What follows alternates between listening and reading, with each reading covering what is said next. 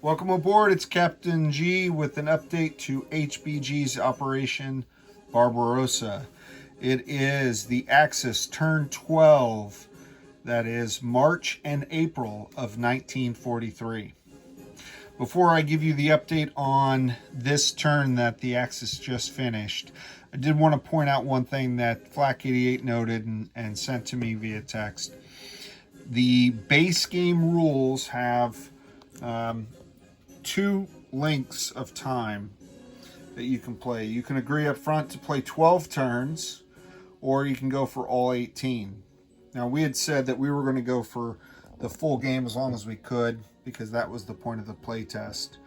But in the base rules, if you go 12 turns, by the end of the 12th turn, Germany either met their victory conditions and won the game, or they did not, and the Soviets won. So they would have had to have taken Moscow or Baku and held those zones for a complete turn. So taking either of those on the 12th turn would not satisfy it. Similar to the three victory cities in the Axis and Allies D-Day game, you have to take it and hold it for a complete turn. And this turn will give you the update on where we are right now, but that just shows how very, very close this game turned out to be. So we were pleased by that. So let's jump without further delay to the Caucuses and talk about the situation here. So on turn 12, again, impressive strategy and excellent use of his forces. Flak88, if you'll remember the map from last time, had all of his German heavy hitters here and all his Axis miners here in the two zones bordering Baku. I only had the 4 guards tanks. 2 of them already had 1 damage. So I didn't think he would need both forces to take it. But I did expect him to send in sufficient force, i.e.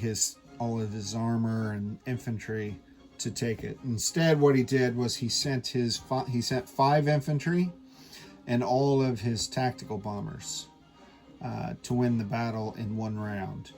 And it was very close because the 4 guards tanks got 4 hits, so 4 of the 5 infantry were killed. And they just happened to score exactly 5 hits. I'm sorry. They got 5 hits on the Soviets. So it was very close. He got exactly what he needed, because not only did he have to kill the armor, he had to kill the AA because it was still engaged in the battle because of his aircraft. So he got exactly what he needed and none more. And then because he did some infrastructure repairs and invested in fixing this bridge to open up a line of supply, he was able to rail in additional forces, infantry, from the reinforcement zone. So that freed up his armor and his artillery to move into here. So now he's got a wall. He's got his air corridor, if you will. Sorry. He's got his air corridor. So this fighter is down here with his supplies and Makop and the port. So he's got supplies and port and fighter and anti-air and fighter. So these 3 are blocking bombers coming in to Baku, tactical or otherwise, to try to destroy his supplies or try to hit these units. So I can't commit anything to the Baku battle besides ground units. And he's got, a wall. If he had pulled those guys in, then possibly, they could have been surrounded, cut off with supplies, and be forced to retreat and surrender. But that's not really an option now. So the only option open to the Soviets that I'll do my next turn on turn 13, and we'll see if it wins, is obviously we'll repair these elite units, bring them back full strength. We'll send in all of our tactical bombers from Stalingrad and from the reinforcement zone. attempt to blitz through the reinforced Axis miners here and then hit Baku.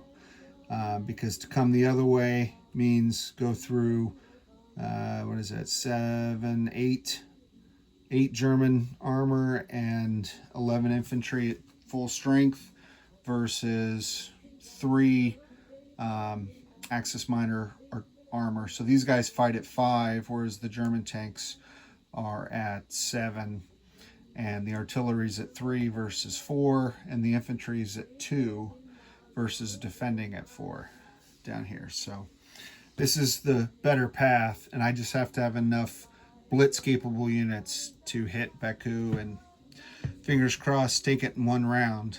And I don't know how the math is going to work exactly, but we'll give it a shot. The other thing we're going to do then with this force is come down and take Makop, take this port, take this depot, break his air corridor, and then this will completely surround the Axis forces. So if I do take this, if I take this Baku, that means I take the supplies. And if I take Makop, these guys have absolutely no supplies. They cannot attempt, well, these guys will be dead. So these guys here would not have supplies, could not attempt a breakout. Someone would have to get to them, which would probably be these guys here. So I'd have to reinforce this, and I could rail in guys from Moscow and infantry from Stalingrad if need be. So that's the plan, and we'll find out next turn how that was executed. The other thing I wanted to show you, although it won't impact Baku at all, not directly at least. So we did tap into starting Axis territory. As we expected, the infantry that he didn't put on trains and send to the Caucasus, he sent up to Danzig. He pulled these mechs and this armor out of the port in Leningrad and came down, and I thought that was a unexpected move on my part. I hadn't thought about that move.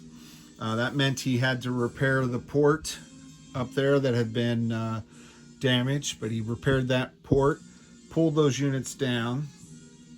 He repaired the rails, so a lot of repairs, bridges, ports, rails. Logistics is critical for the Axis, to send up most of the infantry that were down there up, leaving a couple to slow down the Soviet roll.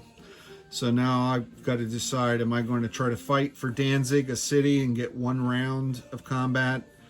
Do I try to pull back and just be satisfied with the symbolic victory of the issue, or what I should do down here?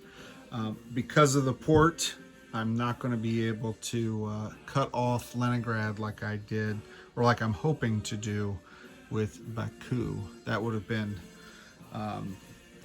too much for the Soviets. The last thing I wanted to share with you, just as we talk through the rules that we're playing with and in this play set, or play test for these rule set, there's a difference between being in supply, out of supply, and having supplies, if you will. So my medium bomber, I can move on non-combat. It is in supply in that I can trace a path by land of Soviet spaces all the way back to the Soviet reinforcement zones in Siberia at the edge of the map.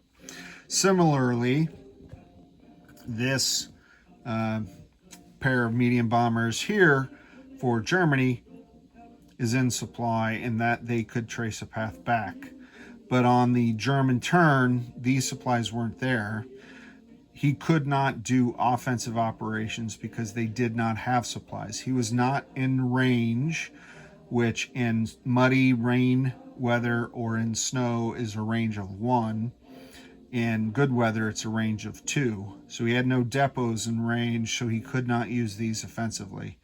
And I made the same mistake. I brought my bombers down here last turn, thinking that I could use them from this center point on the map almost anywhere except the Caucasus, but I didn't bring down any supplies from Moscow for these guys. I placed my depot here to keep these forward units in supply and not get caught up by being surrounded.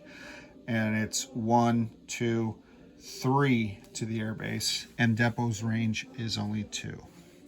So even 12 turns into the game, both Flak 88 and myself made the same mistake with our bombers and the supply rules.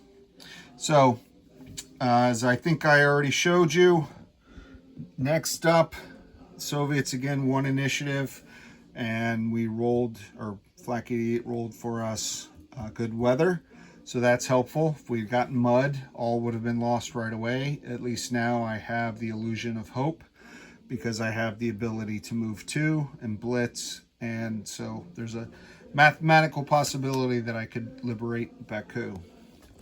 So that is the end of 12 turns. This is the situation in the Caucasus, and the next video will be a decisive win or lose for the Soviets. If I fail to retake Baku, that's it, game's over. The Axis win. If by some miracle, you know, it's a Caucasus miracle, Charlie Brown, then the game will continue.